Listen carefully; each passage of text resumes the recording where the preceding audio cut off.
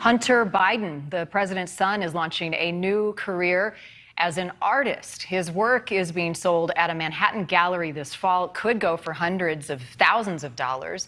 But the White House is drawing criticism for its role in all of this. News Nation correspondent Tom Negovan joining us from New York City with more on what the plan entails. Tom. That's right. Being sold here in Soho at a gallery, Marnie, and critics respect the art, just not the plan. Hunter Biden's work being lauded by many. It's subjective, so it depends on who you ask. But the plan for ethics related to the art, not so much, including from one critic who is a former Obama ethics advisor.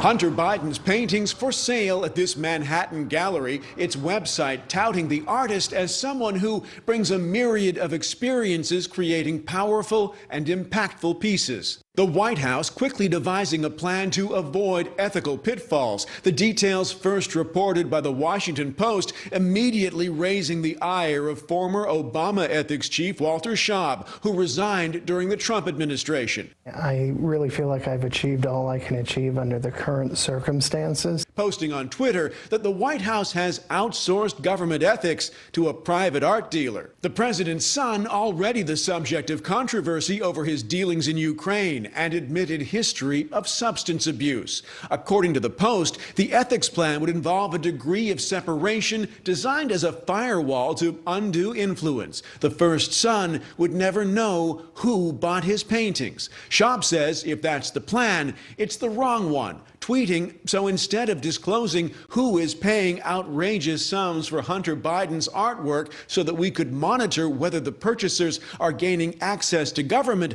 the White House tried to make sure we will never know who they are. That's very disappointing.